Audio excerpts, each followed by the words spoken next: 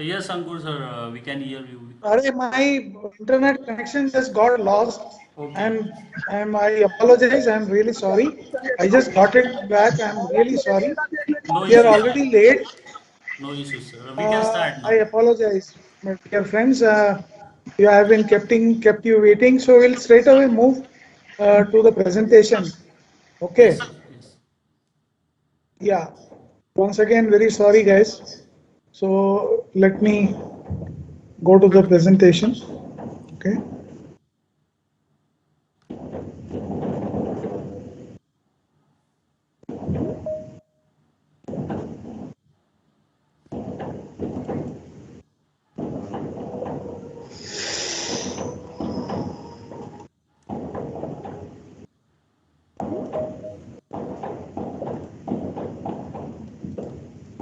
Yeah. Can you see the presentation, please? Yes, we Yes, can. Ankurji. Yes. Yeah. Uh, uh, there's a small request from me. Can we record this session, sir? Uh, You can get the recordings on YouTube. All our webinars are Hmm. uploaded on the okay. Hmm. channel. Okay. So you Okay. can get it Fine. later Fine. there. Okay. And Fine. Fine. kindly Fine. share this No, no problem. after the webinar, please. Yes, yes. The link. Okay. Yeah. Thanks. Thanks. So, without further ado, first of all, let me introduce myself. My name is Ankur Srivastava. I work with a company called Imagine, which is located in Ahmedabad. Basically, we are into green hydrogen, green ammonia, and all that. I have around 37 years of experience working in various industries, mostly in oil and gas and in polymers. I have also spent my initial years in manufacturing plants related to polyester technology. And then since the last 25 years, I have been in engineering related to polymers, petrochemicals, and oil and gas. My switch to hydrogen has been green hydrogen or renewable energy is quite recent. So bear with me uh, because I am a new entrant. Bear with me that maybe I won't be able to answer each and every of your question immediately at the end of the session. Maybe I will revert, but bear with me. So considering that I am myself somewhat of a newcomer, but a very keen enthusiast. So let's proceed without further ado. Okay, I'll start the presentation. So you can see it, right? You can see the screen. Hello. Yes, sir. We Yeah. Yes. can Yes. Yes. hear Yes. Yes. you. Visible. Yes, sir. Yes, Ankurji. Yeah, so I'm putting out on full screen so you can see. Okay. Okay. So let me talk about my company, Imagine. See, Imagine is a company founded by Mr. Santosh Gurunath. You must have seen his profile on LinkedIn. He is a very dynamic and young and dynamic engineer who has done his masters from who did his graduation from NIT Calicut and then his postgraduate studies in Netherlands from Delft, and then was with Shell for a very long time, and also with consulting companies like McKinsey. So he drives the whole Imagine concept, and the leadership of Imagine in the hands of Santosh, you can say it's in very good hands. So let me tell you about something about what Imagine is into. So basically, strategy and policy advisory. Imagine works with state and national governments in helping them with policy formulations and review in the field of low carbon hydrogen sustainability and carbon neutral in general. Imagine also works with several companies across manufacturers to EPC and technology R&D to advise them on the short and long-term strategy development for their low carbon hydrogen and carbon neutral goal. So basically, some companies, they need to have some policy and strategy statements made. For that, we Imagine also provides its services. So technical consultancy and basic engineering, pre-feasibility and feasibility studies, basic engineering design, front-end engineering design, detail engineering support including costing, procurement and erection commissioning, technology product development which is related to green hydrogen, alkaline and PM electrolyzers, fuel cell stacks, electric vehicle chargers and energy storage. So I hope this is clear. Now let's come to the question, why green hydrogen? So hydrogen is an essential building block for many commercial chemicals, Ankur including the sir, most widely used sorry to chemicals such as interrupt. ammonia, methanol, and hydrochloric acid. You can hear me, right? We can hear you, but you are still on the first slide, or you have changed the slide? No, I have moved on to the third slide. You can see the third slide, right? No, no, we are Oh, we can first. see the third slide. We We can see the can third see. slide. Why green hydrogen is the title of the slide. Yeah, we Yeah, can I see. can see that. Yes. I can see. Okay. So hydrogen is an essential building block for many commercial chemicals, including the most widely used chemicals such as ammonia, methanol, and hydrochloric acid. Hydrogen production from fossil fuels contributes to more than 2% global carbon dioxide emissions. So it's a big number. If you see, I'll come to that. The last bullet point mentions that. Hydrogen produced by the process of water electrolysis, which requires electricity for splitting water into hydrogen and oxygen, would be called green hydrogen if the source of the electricity would be renewable energy such as solar and wind. So when I'm saying basically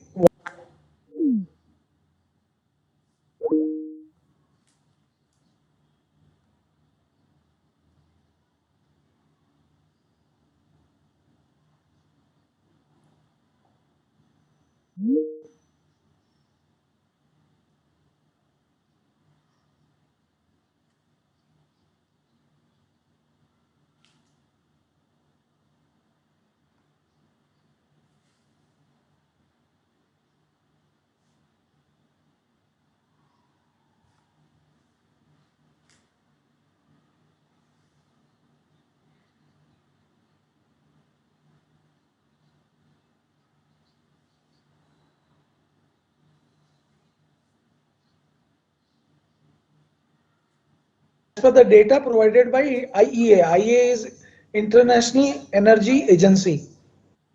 So this is the kind of numbers we can see, 830 million tons. That's a big number. Percentage wise, it's not very high, but in absolute numbers, it's a big number. Moving on to the next slide. Many of you who must have casually gone through what is hydrogen and all that, you must have heard about these nicknames or color prefixes like gray, black, blue, green, yellow. So all these prefixes are basically, trying to identify the source of the hydrogen, from where, how it is made, how it is produced. So the definition is very clear in this slide in terms of what, when I say gray hydrogen, it means hydrogen produced from natural gas or methane. When I say black hydrogen, it is hydrogen produced from coal, process of coal gasification and then producing hydrogen from it. Then there is another one called brown hydrogen. Hydrogen produced from lignite. Lignite, as you know, is brown colored. It's a form of coal, but it's brown. Green hydrogen, hydrogen produced by electrolysis from renewable electricity, also called zero carbon hydrogen. Theoretically, it is zero carbon. Pink hydrogen, this is a new term which has come up recently. Hydrogen produced by electrolysis with power source is nuclear energy. Nuclear power has a minimal carbon footprint of 15 to 50 grams CO2 per kilowatt hour. So even nuclear power has a very low carbon footprint. Uh, Now, normally green is the term we use, but now there has been a new term coined, which is called as yellow hydrogen. Hydrogen produced by electrolysis with power source as solar power. It is basically a subcategory of green hydrogen. You can even call it green hydrogen. Now, blue hydrogen is a hydrogen which is produced from natural gas or coal and coupled with carbon capture, utilization and storage, which we call as CCUS technologies. This is the one which we call as low carbon hydrogen. Now let's see what kind of carbon dioxide emissions or greenhouse gas emissions we have from the various hydrogen production methods. That's the next slide. I'll move on to it. Can you see this slide, please? Hello? Yes, sir. Yes. Yes. Yes, yes, we can. Yeah, so Yeah, CO2 yeah, emissions from various hydrogen production routes. So green hydrogen, it is 1 to 2 kg CO2 per kg of hydrogen. Now, theoretically, it should be zero, but it is not theoretical. There is some amount of emission which is associated with green hydrogen. And there is a note 1 which I have mentioned. Theoretically, the carbon dioxide equivalent emission should be zero for green hydrogen production. However, considering extraneous factors of solar panel and electrolyzer manufacture, water treatment, hydrogen compression and storage, electrical transmission systems, etc., these are the real numbers. So it's not really zero carbon emission. There is some CO2 emission, there is some greenhouse gas emission. Now going on to gray hydrogen. This is 9 to 11 carbon dioxide equivalent per kg of hydrogen. So this is a big number. This is from natural gray hydrogen is from natural gas or methane reforming. So blue hydrogen 1.5 to 5 kg CO2 equivalent per kg of hydrogen. Now, as I had explained in the earlier slide, blue hydrogen means hydrogen produced from or gray hydrogen coupled with carbon capture. So then it becomes blue hydrogen. So these numbers seem to be pretty low, but the lower side number, I have written a note, the lower value indicated in the range is based on an idealized case of sweet natural gas transported over short distances with a carbon capture rate of greater than or equal to 90%. So if you have this kind of an ideal situation where the natural gas which you are utilizing is transported to a very short distance and you have carbon capture of greater than 90% from the process, then probably you can achieve that 1.5 level. But in general, the more realistic range is around 4 to 5 kg CO2. Okay, now I was going through some articles recently and couple of articles came to my notice, they were very critical about this blue hydrogen. They were saying that this blue hydrogen is an eyewash, which fossil fuel companies are trying to impose on, green activists. So what they said was that recent studies on GHG emissions, greenhouse gas emissions from blue hydrogen, suggest that it is no better than the emissions from gray hydrogen and in certain scenarios may exceed that from gray hydrogen. One of the reasons, I am not going into the very depth of those articles, but one of the reasons I could understand was that the carbon capture units which were installed or which are being installed or planned to be installed, they themselves are energy guzzlers from fossil fuels. So it negates the whole purpose of carbon capture if you are using fossil fuel energy to run the carbon capture unit. Are you getting what I'm saying? Ladies and gentlemen? Yes, sir. Yes, sir. Yes. Yes. Yeah. So basically, Yes, yes. there have been some articles very critical about this blue hydrogen, saying that blue hydrogen is a hogwash. People, it's an eyewash. People are, some of the fossil fuel companies are trying to take activists, for a ride by saying that blue hydrogen is very, very carbon footprint friendly, which they have rubbished out. So this is the one. Okay, moving on to the next slide. This is around, this is some global hydrogen consumption from International Energy Agency data. So you can see that it is around, the 2018 data shows around 75 million tons.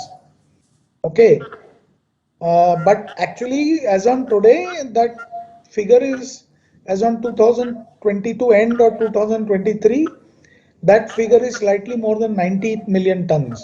Okay, so this is old data, 2018. So we have increased our hydrogen consumption by another 15, 16 million, 15, 17 million tons since 2018. And if you see um, the bar chart, the red ones, the red colored bars are the hydrogen consumption for refining. The yellow ones are for ammonia. The dark bluish is for methanol. The light bluish relates to steel manufacturing. That is direct reduction of iron ore, and then other processes. So major consumers are refining, ammonia being one of the biggest, and refining and ammonia, and methanol, and direct reduction of iron ore. So this is what is mentioned. So around 70 metric ton per year, million tons per year, million tons hydrogen per year is today used in pure form, mostly for oil refining and ammonia manufacture for fertilizers. Further, for 45 million tons hydrogen is used in industry without prior separation from other gases, that is hydrogen rich gases. This is regarding the physical properties of hydrogen. Okay, so if you see, hello, can you hear me? Yes, sir. Yeah, I'm You're audible. Yes, yes. speaking deliberately at a very high tone and a high volume so that everybody can hear. So I hope you can hear me. Yeah, loud and clear, yes. Yeah, okay. So this is basically, this slide relates to the physical properties of hydrogen, irrespective of its color. So density, you can see that the density of hydrogen gas is very low. So basically this 0.089 kg per meter cube. So it's specific volume. That means if I have to pack 1 kg at atmospheric pressure and 0 degree C into a, I would need a geometric volume of 11.1 meter cube. Okay. That means my container for storing 1 kilogram of hydrogen would be, at this pressure and temperature, would be 11.1 meter cube. So which is basically, that means the gaseous volumetric energy density is quite low. So density of the liquid is, you can see 71 kg, which is at minus 52, 53 degrees C, and atmospheric pressure. This is the boiling point of liquid hydrogen. energy per unit mass 120. Per unit mass it is very high, but per unit volume it is low. So that is the issue with hydrogen. So these are flame velocity is very high. It is highly inflammable, and I had posted on a write-up article related to hydrogen safety. So hydrogen is flammable and explosive. Okay, so ignition energy is very low. So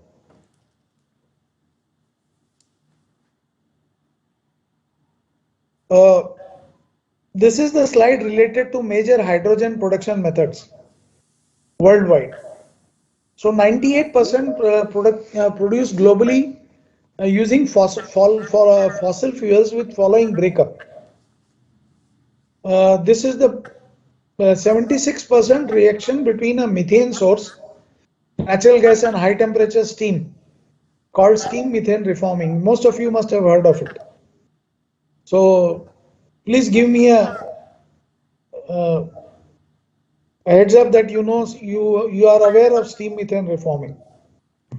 Yes, Yeah, Guruji. we Yes. Yeah. So at least you know the basics of what is steam methane reforming, right? Yes, yes. Yes. Yeah. 22% using coal gasification process and 2% using electrolysis. So this is the split up, global split up. Now I have mentioned US specifically because US is one of the largest producers of hydrogen. So they produce 95% using the SMR process, 4% they produce by using the coal gasification, and 1% using electrolysis. So they in fact are generating more carbon dioxide emissions during their manufacture of hydrogen than anybody else.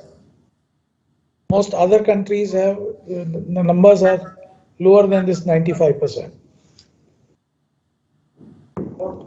Uh, yeah, anybody wants to say something? Hello? Anybody wants to say something? We'll have a Q&A session. I'll go back to the presentation slide by slide, and then we can have a discussion if you have any specific questions. Okay? okay, sir. Okay. Yeah. This is a slide relating to the production processes for gray, blue, and green hydrogen. It's a pictorial representation. Gray is hydrogen being produced and CO2 released. Blue is CO2 being sequestered, and green is zero carbon electricity. So no CO2 emission, theoretical again. And then there is a biomass source. Biomass also can be used to generate hydrogen, which would be a low carbon hydrogen. Okay. So this is the slide. Now let's get on to the main process, the electrolysis process. So green hydrogen electrolysis process is used. There are three main processes. One is called as alkaline water electrolysis, uh, abbreviated as AWE. Polymer electrolyte membrane (PEM) electrolysis, solid oxide electrolysis cells (SOEC). Before I move on to the next bullet point, the alkaline water electrolysis is a very well established process uh, since the 19th century, actually 1880. So it's a very old and it's a very mature technology. Polymer electrolyte membrane (PEM) has also matured, but at a smaller scale. The alkaline can be used at very large scales, and there are plants globally which produce megawatt electricity from AWE. Solid oxide electrolysis cells are new in the developmental stage. That is not a mature technology. It's still undergoing a lot of development. But it is expected in the coming years, it will, because this is one of the most efficient processes amongst all other compared to the other two processes. Efficiency is greater than 98%. Water consumption and water split. So this is some basic general knowledge about what happens in a water electrolysis. So 9 liters of water are required to produce 1 kilogram of hydrogen, or you can say 8 kilograms of water. So 8 kilograms of oxygen is produced as a byproduct. Why I am saying it is a byproduct? Because my main product is hydrogen. Otherwise, you could even use oxygen as a product and call hydrogen as a byproduct. So this is some kind of an interesting tidbit. You know, production of 70 million tons of hydrogen by electrolysis would require approximately 670 million cubic meters of water, approximately twice the water required for hydrogen production by SMR process. Ankurji, anything is on specific energy consumption? Will come. Okay, thank you. I'll come to that. It's a pretty long presentation. We'll come to that.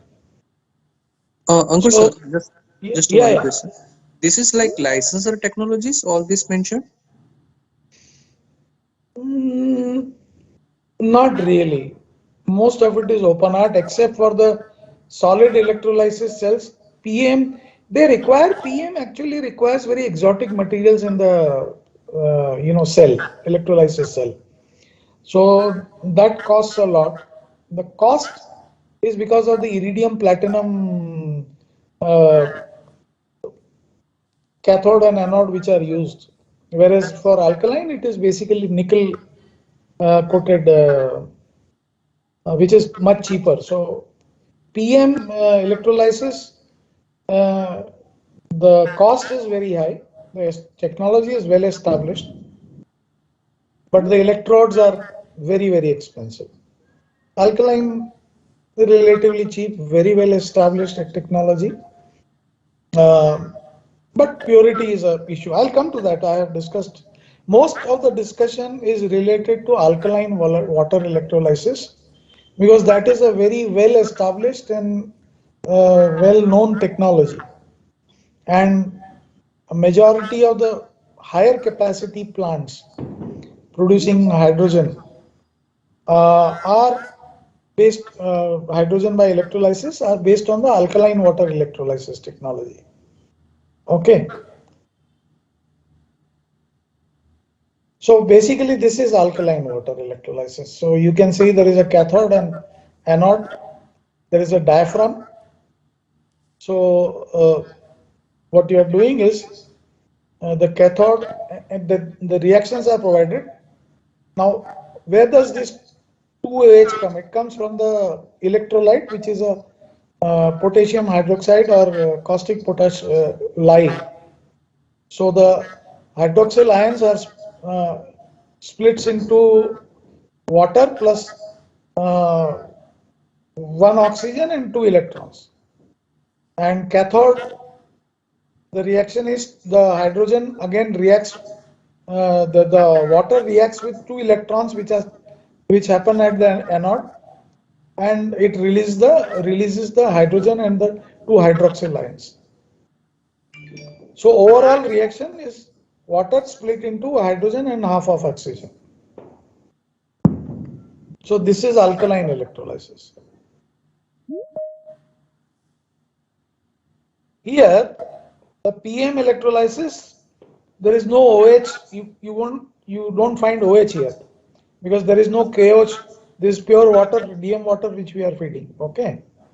So here, the water is being split at uh, directly into hydrogen ions and into two electrons which are split out. So these are protons, hydrogen protons plus the oxygen it is splitting, the water is splitting, and then the cathodic reaction is that two of the protons or the hydrogen ions are reacting to form with the two electrons at the cathode to form hydrogen, and the overall cell. So anode and cathode reactions are very well explained in this. Here there is no hydroxyl ion. There is the difference. So here this is a solid electrolyte oxide electrolysis reaction.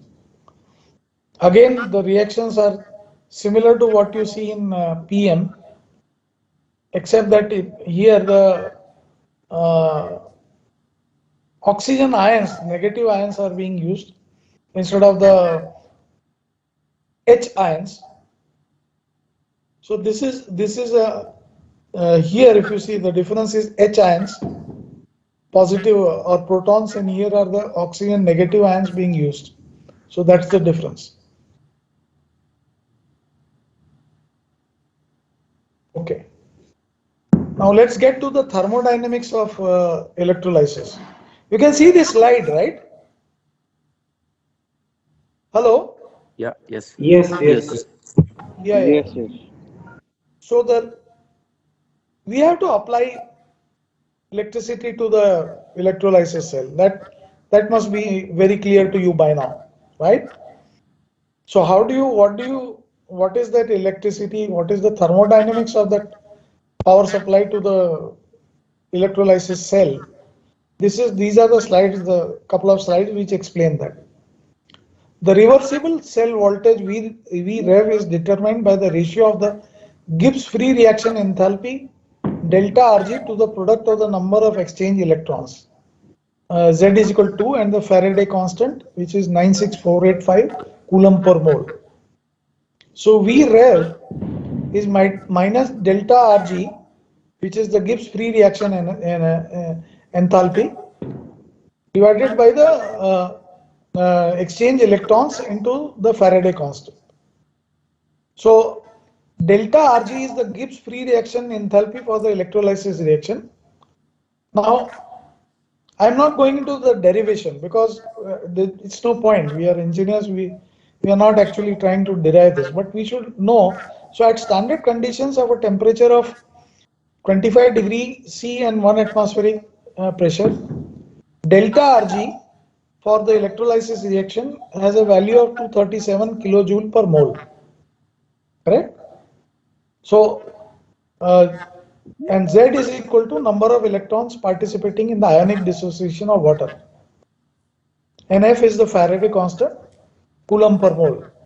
So coulomb per mole. Coulomb volt is a energy unit of energy as expressed as electrical energy, and 1 coulomb volt is equal to 1 joule is equal to 0.001 kilojoule.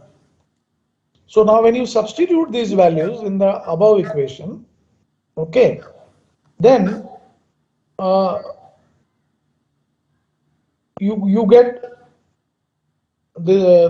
this V rev is equal to 1.23 volts, 1.229 rounded off to 1.23. Okay, so this is the minimum reversible cell voltage. If the cell is supplied voltage lower than this, the electrolysis reaction will not proceed. So there is a minimum voltage required, which is this 1.23 volts per cell. There is another voltage called as thermoneutral voltage.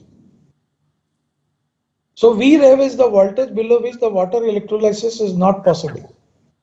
At an applied voltage of V rev, the electrolysis reaction is endothermic. That means it will absorb heat. It will absorb heat. For the electrolysis reaction to proceed isothermally, heat must be added from surrounding, wherein the change in enthalpy is represented by adding the entropy term T delta S to the Gibbs free energy and represented as delta H is equal to delta G plus T delta S.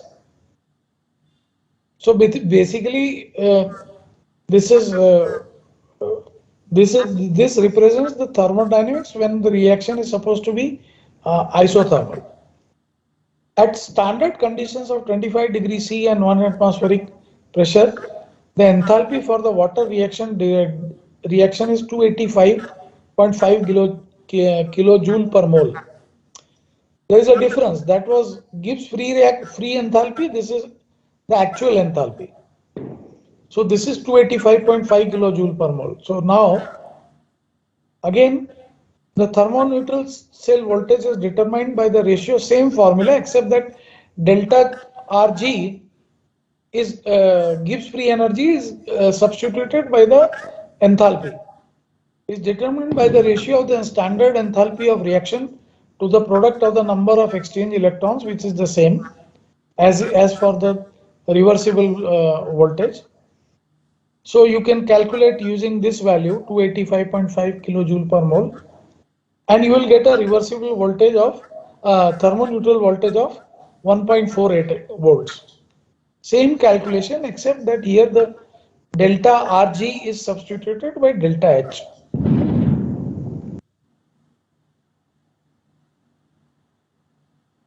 Now this is a good chart, This is the voltage supplied. You can see the line, the bottom line is the reversible, it corresponds to the reversible voltage and the temperature. So in general, if you have if you are basically supplying a voltage which is below this value of around 1.23, then water electrolysis is not possible. Now, if you increase the voltage between in the gray area, which you can see, which is in that area, it is an endothermic reaction. That means it consumes heat up to the point where it reaches the thermoneutral voltage, which is the upper line in the shaded area. So that represents the thermoneutral voltage. Above that, if you apply a voltage, and I'll tell you what voltage we normally apply. So that if you apply voltage above that, then the reaction will generate heat. That means the electrolysis reaction will produce heat as a heat of reaction, kind of exothermic process. So actual cell voltage is always higher than the theoretical reversible cell voltage Vref. The additional voltage requirement is due to the series of overpotentials by means of kinetic and resistive effects. Thus, V cell can be expressed as V cell is equal to V rev plus sigma EL plus delta V ohm plus delta V ET. So there are some voltage losses or overpotential losses which have to be compensated. So what are these are mentioned here clearly, where V cell is equal to actual cell voltage, V rev is equal to reversible cell voltage, V is equal to 1.23 volts. Sigma delta VL is equal to sum of the cathodic and anodic overpotentials. So what it means is it arises as a result of several polarization effects, including low activity of the electrodes in the electrolyte known as activation over potential. So this is a theory. There are a lot of articles available related to activation over potentials related to the cathode and anode. Delta V ohm represents the energy dissipation related to ohmic drops in the electrolytic cell that occur mainly at the electrodes, electrical lead wires, metal joints, and inside the electrolyte. So this is the third factor which has to be considered when applying potential or voltage to the cell. Then delta VT, which expresses a phenomenological observation that the operating voltage applied to an electrolytic cell tends to increase with time as a consequence of performance degradation. See, all electrolytic cells, whether alkaline or PM, whatever, they degrade over a period of time. Performance degradation occurs because of the activity loss of the cathode and the anode. So this is that phenomenological observation which leads to this delta VT. So working or actual cell voltage based on all lower potentials. So you can see the water electrolyzers currently used in industry work at a cell voltage of 1.8 to 2.2 volts corresponding to 4.3 to 5.3 kilowatt per hour per normal meter cube of hydrogen produced. So you can see that the actual cell voltage is represented is ranging from somewhere here, middle of this upper line, to somewhere here, 2.2. So this is the reversible. These are the over potential losses which are being added up, so that actual cell voltage is around 1.8 to 2.2.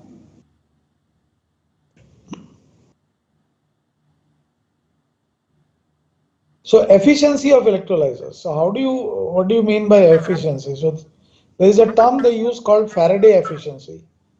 So Faraday efficiency is the ratio of the hydrogen moles of actual hydrogen produced to theoretical moles of hydrogen that can be produced. So you can actually calculate the moles of hydrogen produced if you know the Faraday efficiency and the theoretical uh, moles of hydrogen that can be produced.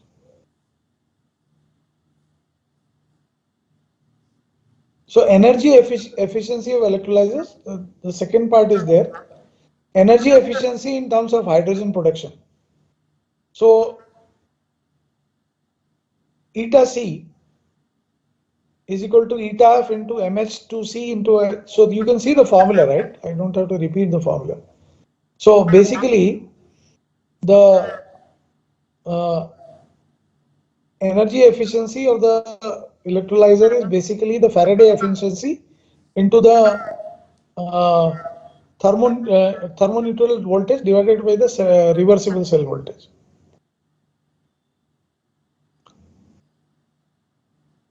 So MS2C here, see, you can see the terms, right?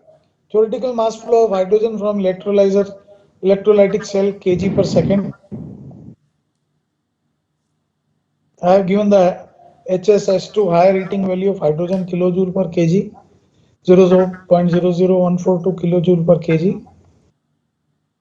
And this mass of hydrogen, molar mass of hydrogen, MS2 is the theoretical mass and MS2 is the molar mass, which is basically molecular weight, into the current divided by the required number of moles or electrons for formation of 1 mole of hydrogen is 2, and F is equal to Faraday constant 96485, basically the same formula which I had shown earlier.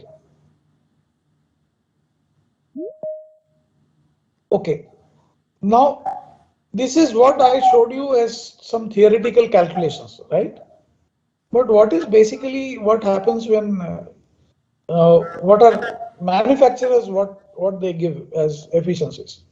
So the practical range of efficiency for current alkaline water industrial electrolyzers is 70 to 75%, and manufacturers provide this data based on higher heating value of hydrogen.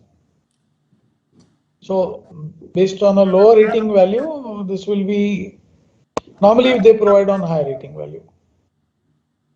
So the efficiency value can be used to calculate the temperature rise of the circulating electrolyte fluid in the electrolyzer, which needs to be cooled before re-entering the electrolyzer. See, whatever efficiency, when I say efficiency of the electrolyzer, the efficiency goes to dissociation of hydrogen into dissociation of water into hydrogen and oxygen. But if the efficiency is only 75%, only 75% of the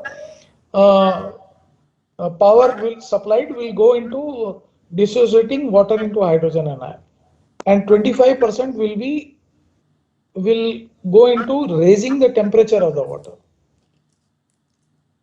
So how it will be done? The following slide presents the calculation for the temperature rise of the circulating electrolyte solution, which needs to be cooled before reintroducing into the electrolyzer stack. So this is a calculation. Let's say power supply to the electrolyzer is 1000 kilowatt. Let's say overall efficiency is 70%. Let's say operating temperature of electrolyzer is 80 degrees C. 30% KOH solution has circulating electrolyte. Mass flow of KOH solution m kg per second. Heat capacity of 30% KOH solution at 80 degrees C, it is around 3 kilojoule per kg Kelvin. Use the arithmetic average of capacity T1 if you fix the value of T1 to calculate M. So calculations. Power utilized for electrolysis reaction 1000 into 0.7 is equal to 700. Power utilized in raising the temperature of circulating electrolyte 1000 minus 700 is equal to 300 kilowatt. Outlet temperature T1 of circulating QH solution from electrolyzer is given by 300 is equal to M into 2.98 into T1 minus T2, that is T1 is equal to T2 plus 300 upon M into 2.98. So basically this is how you calculate the either the mass. If you want to fix the temperatures, you can calculate the mass flow rate, or if you want to fix the mass flow rate of the electrolyte solution, then you can calculate T1. Are you listening to me, ladies and gentlemen? Yes, sir. Yes, yes. Yes, Are the sir. calculations? You can see the calculations, right? Yes, sir. Yeah. The circulating electrolyte solution needs to be cooled back to 80 degrees C before it re-enters the electrolyzer by utilizing a heat exchanger in the recirculation circuit.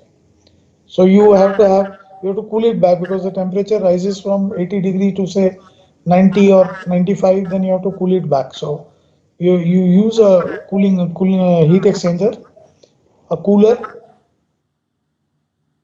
maybe air cooled or maybe water cooled shell and tube, to cool it back to the temperature which you want to maintain in the electrolyzer.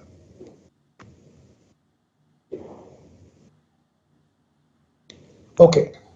Circulating aqueous electrolyte solution for alkaline electrolyzer. Why is an electrolyte solution used? So this is a question. Alkaline electrolyzers operate via transport of hydroxide ions through the electrolyte from the cathode to the anode, with hydrogen being generated from the cathode. What are the types of electrolyte solution used in alkaline electrolyzers? Aqueous solutions of potassium and sodium hydroxides are the preferred electrolytes with 30% by weight, 7 molar KOH, providing the optimum specific ionic conductivity along with minimization of energy losses in the oxygen evolution reaction OER. Other concentrations of aqueous KOH ranging from 25 to 30% have been known to be used. Normally we use 30%. Following properties of KOH solution should be known while designing the balance of plant for an alkaline electrolyzer plant: density, viscosity, vapor pressure, specific heat, and thermal conductivity.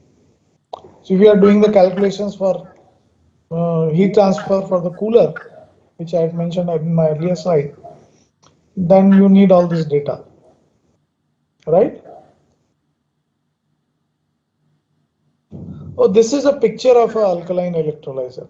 Okay. So these are multiple cells you can see. Look at it very carefully. Okay. So these are cells.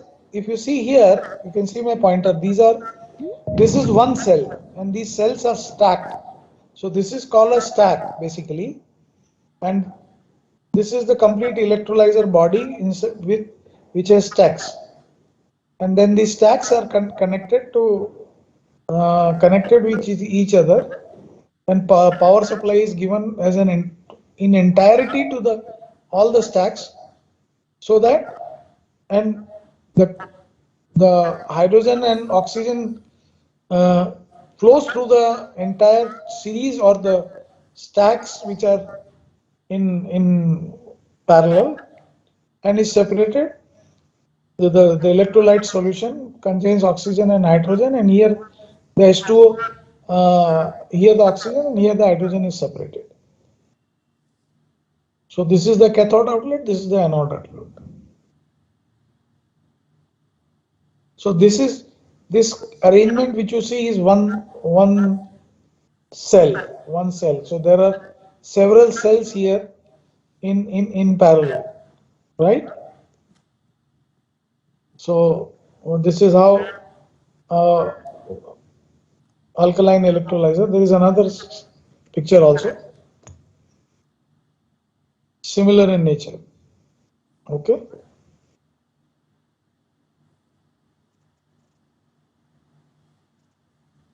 You can see the picture, right?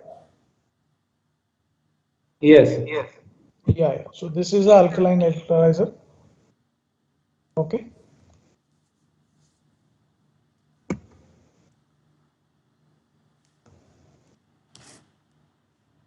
So commercial electrolyte alkaline water electrolyzers operating data. So current density of the power supplied is in the range of 0.2 to zero point 0.4 amperes per centimeter square. Normal operating temperature 60 to 80 degrees C. Normally 80 is actually 60 is on the lower side. It's more, you can say that 80, 85, 90, 80 being one of the most commonly used temperatures. So I have written a note saying that operating at higher temperature enhances the ionic conductivity of the electrolyte as well as the rate of electrochemical reaction at the electrode surfaces. The downside, that means if I have a higher temperature, ionic conductivity is increased, but the downside is that at higher temperatures, corrosion is accelerated by the aqueous KOH and adversely affects the design life of the electrolyzers. So if you can run it at a higher temperature uh, without actually giving a damn about or not giving anything about the life of the electrolyzer, you can probably have a much more efficient electrolyzer producing more hydrogen. But then your design life will get affected. Cell voltage 1.8 to 2.2 volt. Part load operation 20 to 40% of rated load. Note 2. Note 2 is says the part load or turndown of conventional alkaline electrolyzers is limited due to the increased gas impurity with lower current densities at part load operations. So gas impurities increase when you run it at part load, and it becomes very dangerous also to run at part loads if the gas impurity increases, because there will be permeation of hydrogen towards oxygen and it can form a highly flammable mixture. So the range is very broad for a flammable or the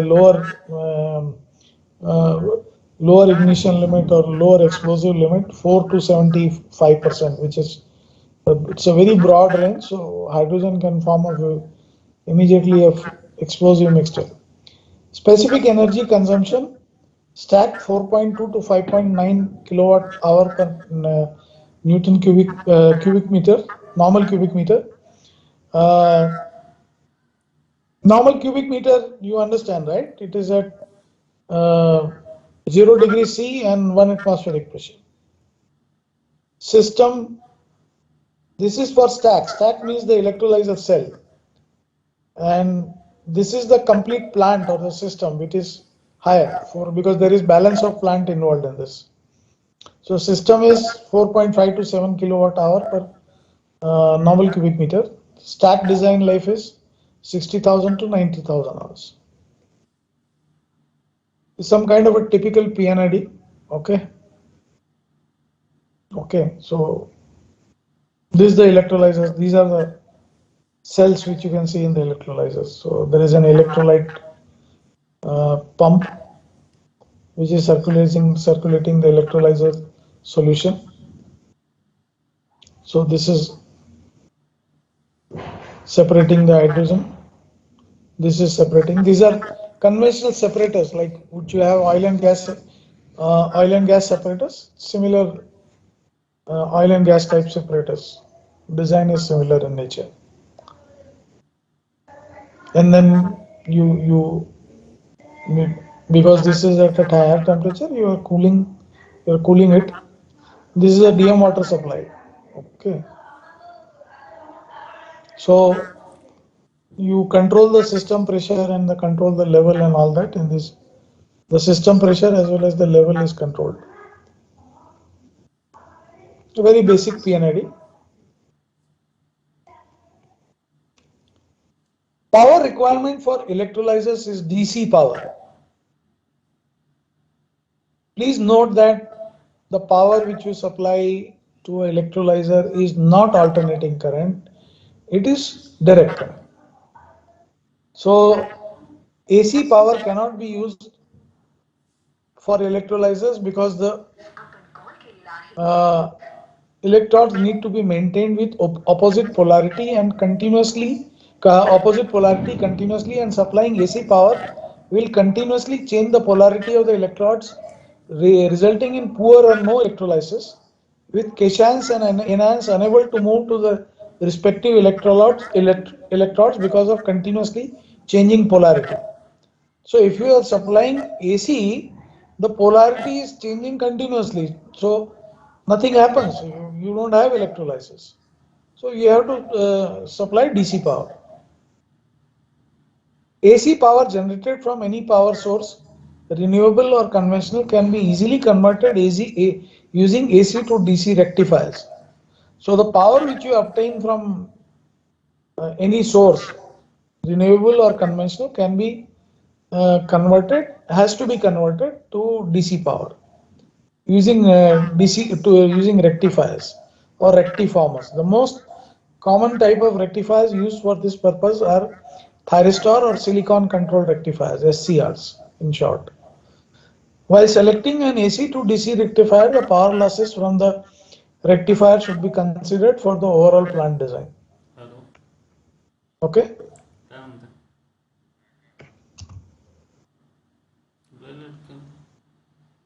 Sorry. So this is a comparison of characteristics of alkaline electrolyzer and PEM electrolyzer, the two most used, So you can see 30% weight electrolyte is 30% weight KOS solution or 25% weight NOS solution, a solid polymer. So the electrolyte itself is the solid polymer installed inside the PM electrolyzer. So current density is lower for alkaline and electrolyzer, whereas it is higher for PM electrolyzer.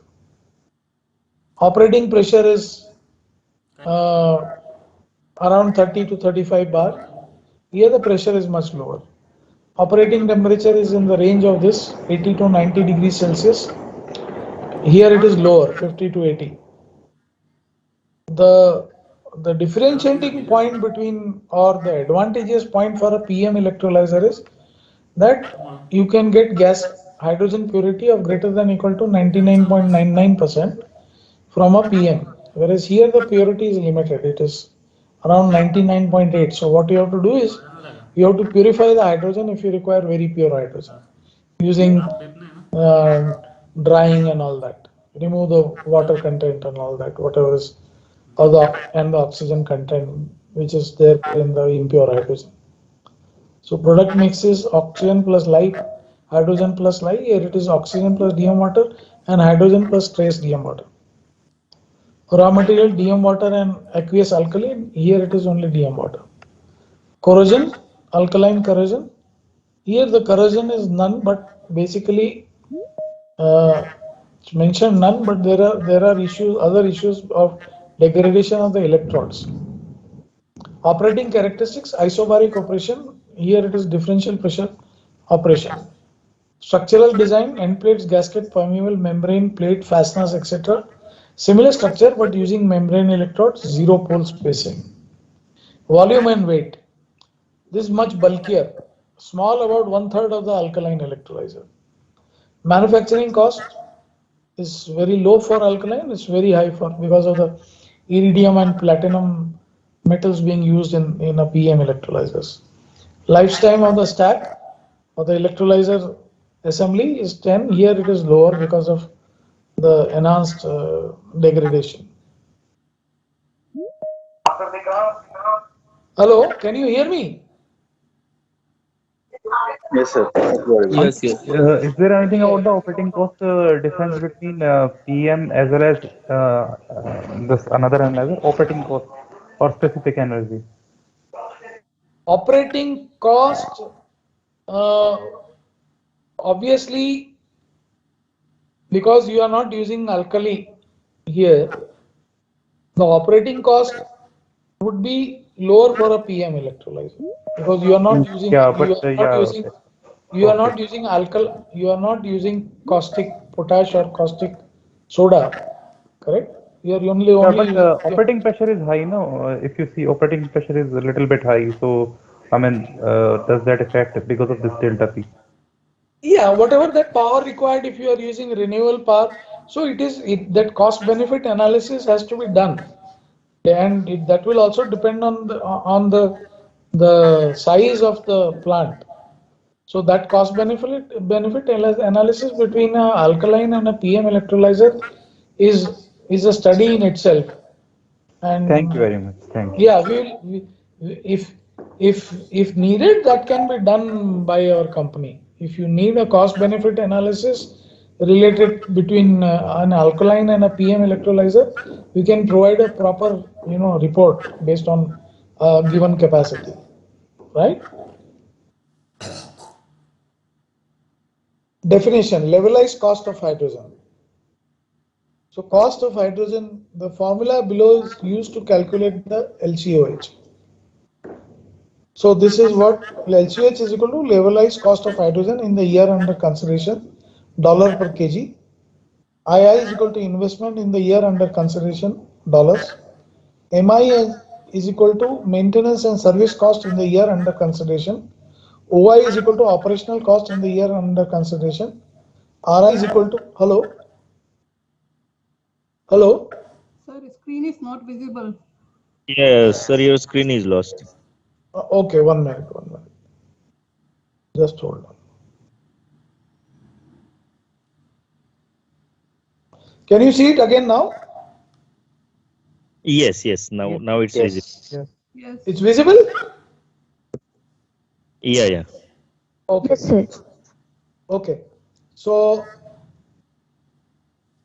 this is the methodology to calculate the cost of hydrogen. So we'd use a particular term called levelized cost of hydrogen, which is based on the investment, the maintenance, the operation costs, and the revenue income, and the energy output in the year under consideration. The energy in this case means hydrogen output in the year under consideration. And R is equal to discount rate.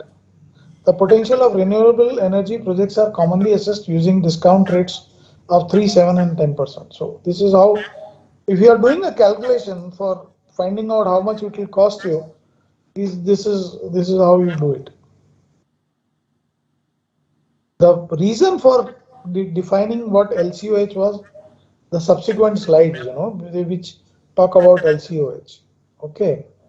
So this is from International Energy Agency. So which says that basically by 2000, around 2050, the using low carbon electricity, the cost would be somewhere around, in this case, it would drop from current, that is 2019, around $8 he has mentioned, to roughly around $3.50. So this is, if you see those two bars, low carbon electricity and low carbon electricity beyond. So uh, this is what has been given: global average levelized cost of hydrogen production by various methods. So if you see the 2019, numbers which are very high, around $8, ranging from $4 to $8, but then here it drops to as low as 1.5 to $3.5. This is from another agency called International Renewable Energy Agency, IRENA. So this is what they are saying about the levelized cost of hydrogen. They have come up with a number of $1.38 by the year 2050. So right now they say that is around $4, $3.5 to $4, which will come to $1.38. Really optimistic numbers. I don't know how really these will turn out or pan out, but even if we say that this number of, let's say if it is $5 and if it comes to $2.5 or $3, 50%, that would be good progress, I believe, and it is achievable.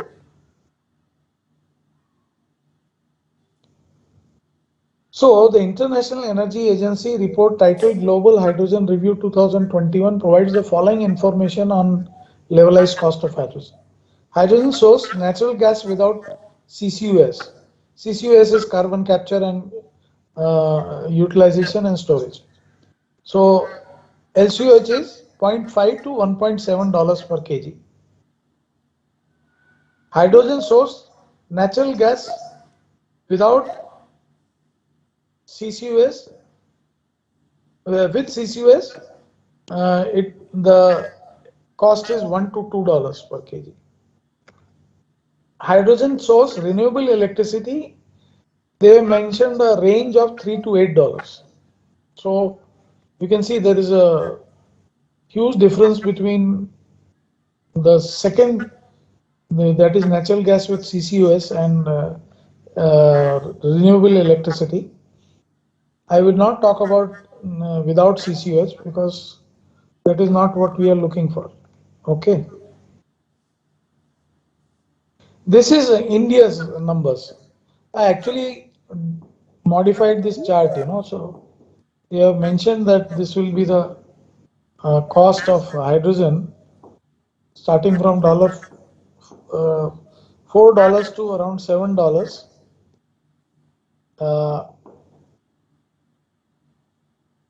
for the year 2018 or 19. I think this is 2018. So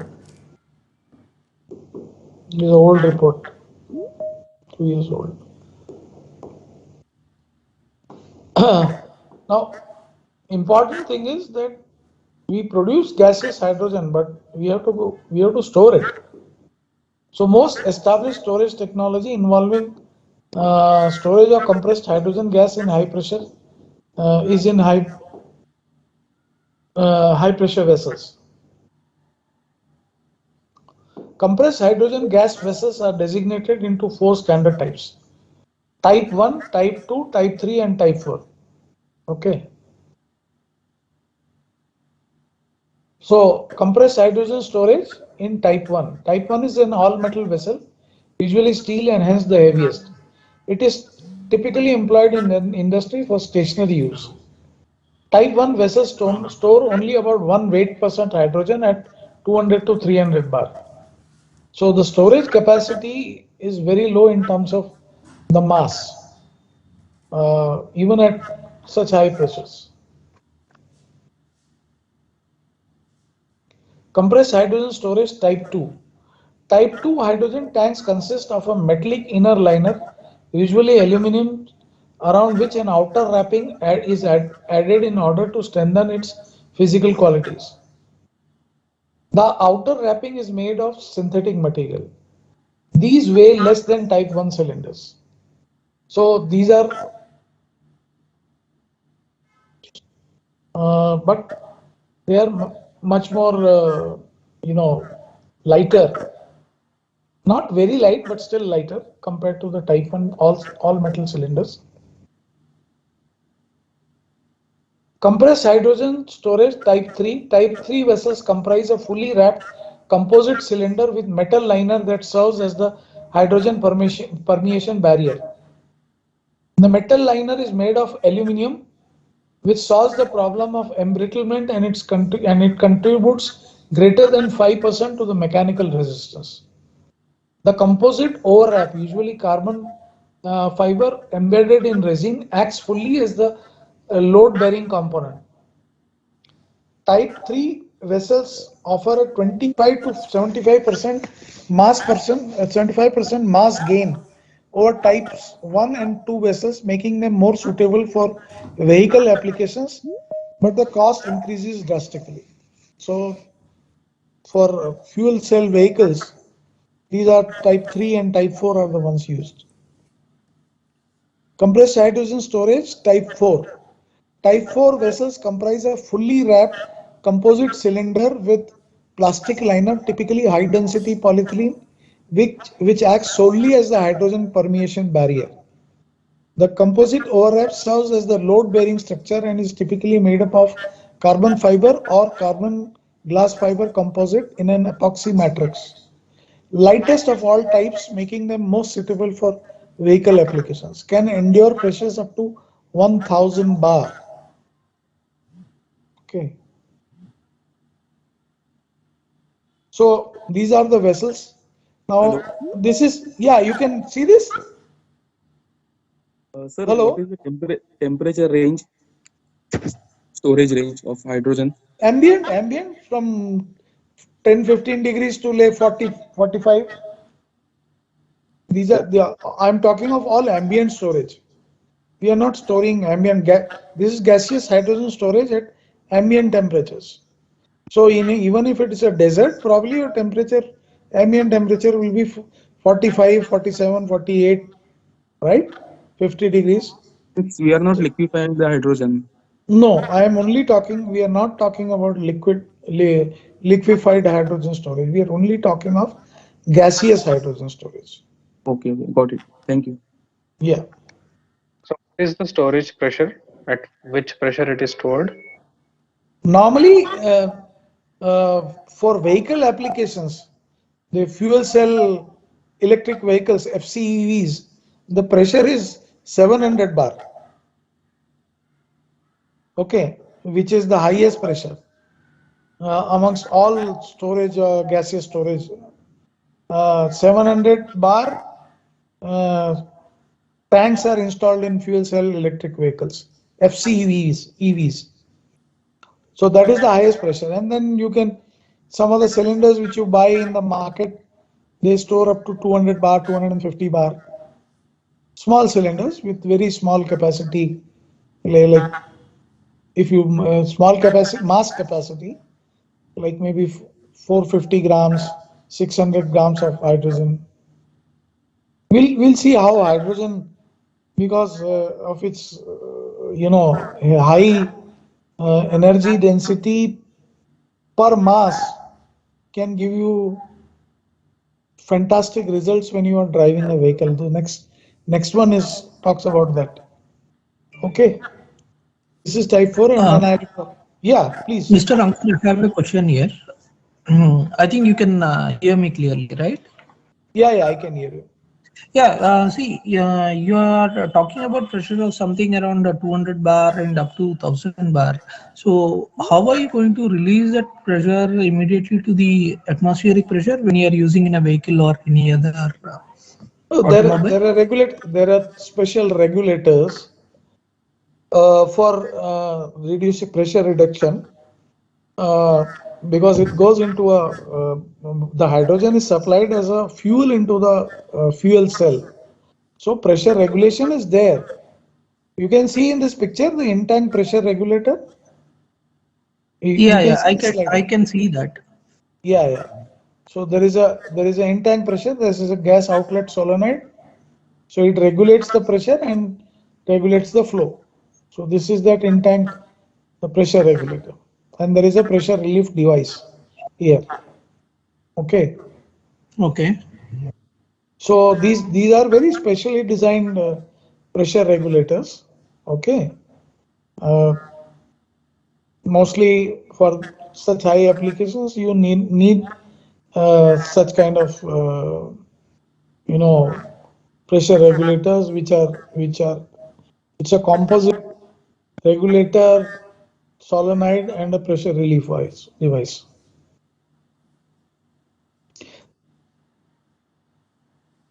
Temperature sensor also in that. Now this is very interesting. You would actually enjoy this.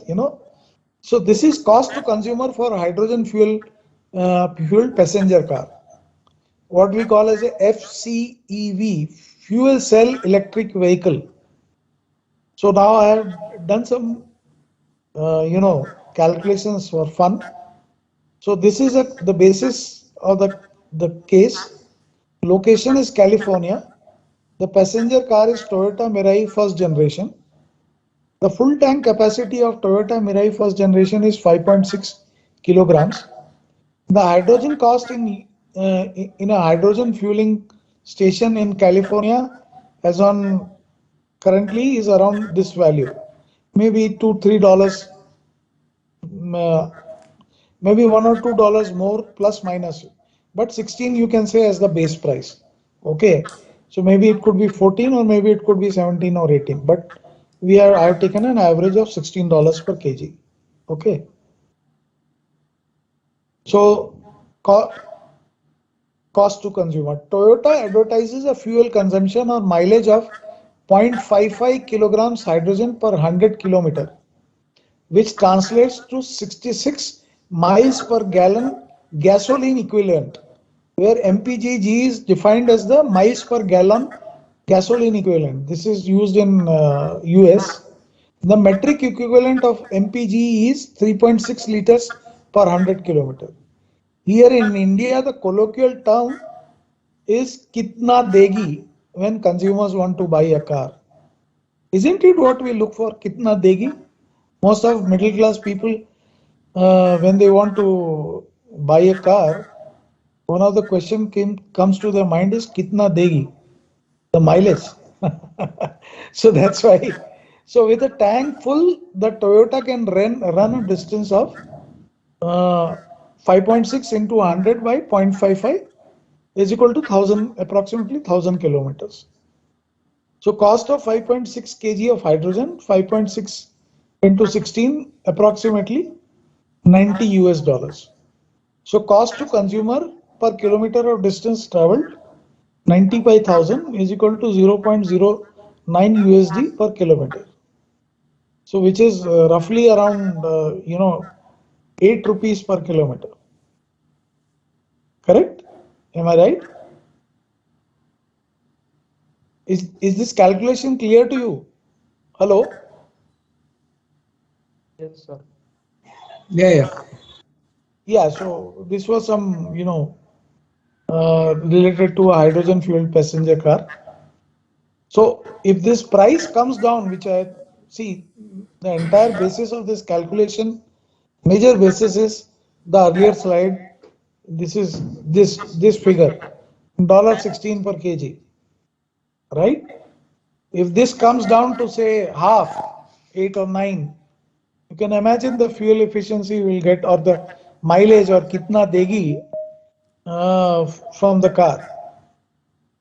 So this Toyota Mirai is an existing car, and let me give you a nice bit of information. My CEO Santosh Gurunath has actually driven and owned and driven a Toyota Mirai in the Netherlands. So he knows much more about Toyota Mirai. The car has not been launched in India, but if you recall, you must have seen that Nitin Gadkari, our transport minister, runs in a hydrogen fueled electric vehicle, FCEV. If you have seen photographs, he drives, or he is driven around in a FCEV. So FCEVs may be rare in India, but there is one prominent gentleman who drives a FCEV in India. Mr. Ankur, how is the safety of handling this kind of hydrogen in a passenger vehicle?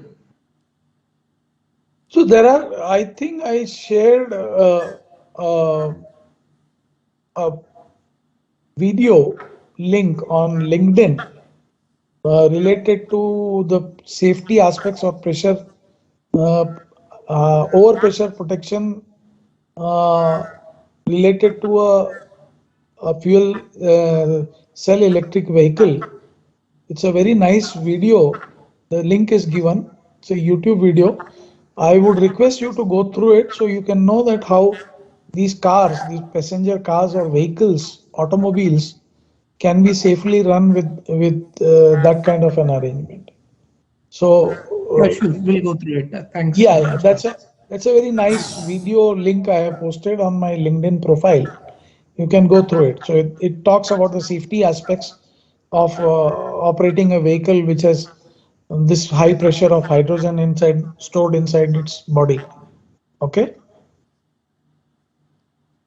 Yeah, sure. So again, coming back to the important point, why would we look for hydrogen fuel, hydrogen being used as a fuel, green hydrogen being used as a fuel over fossil fuels? Why? See, most conservative estimates say that the temperature will of the planet will rise to around slightly more than 1 degree. I mean, I'm talking of the lower side. The the alarmists are saying that it will probably rise to 2 degrees by 2050. Okay. So what will happen if the temperature of Earth rises by around 2 degrees, let's say in another 30 years? What is the impact? So these are the impact vectors. Reduction in crop yield and nutritional quality, livestock health deterioration, increased risk of vector-borne diseases such as malaria and dengue fever, rise in sea ocean levels endangering millions of coastal inhabitants, obliteration of marine coral reefs by 70 to 90%, marine food catch decrease by 1.5 to 3 million tons, increase in precipitation extremes, both heavy rains and droughts. So I'm shouting here, the well-being of our future generations is at stake. We have to act now, and one part of those actions is to adopt green hydrogen as an energy source. So I'm shouting from the rooftop that this is what we have to adopt these technologies, green technologies. We have no choice. It's the lives and future of our uh, next generations is at stake. So this is the reason I am talking about why we should do. So these are the guys who actually invented modern electrolysis. Anthony Carlyle, Sir Anthony Carlyle, and William Nicholson, both Englishmen. You can see it's 300 years when they first did the experiment of electrolysis. So thank you. This is the end of my presentation. It So now, wonderful session, sir, and I hope all have learned something new from today's session. We'll be taking some value with you after this session. Even though the yeah, session was very interactive, I think some curious mind might no, no, sure, sure. We will. some I'm questions left. here to So if anyone is answer the having questions to the any best of my questions, knowledge. In my introduction part, I had mentioned that I am a new convert to green energy. New convert because I was in fossil fuels right? earlier.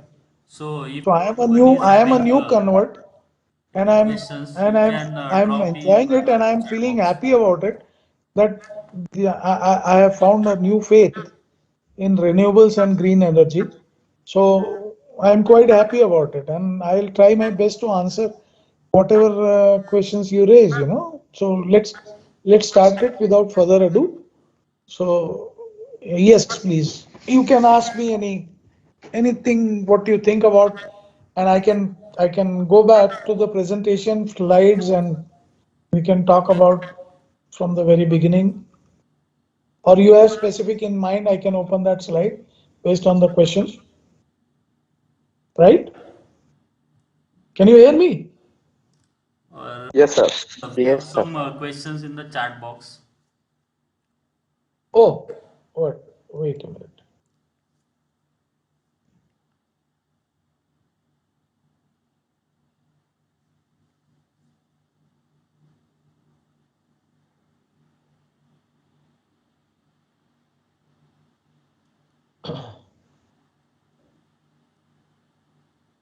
Sir, my question is, what Yeah, kind yeah. I am compressor seeing we are some using questions.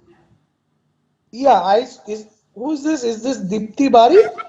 No, I am Reena, sir. I am just trying to understand about the compressor because we are compressing from the process plant of hydrogen with the high pressure. So we are using which type of compressor here? Actually, basically, if we are using mechanical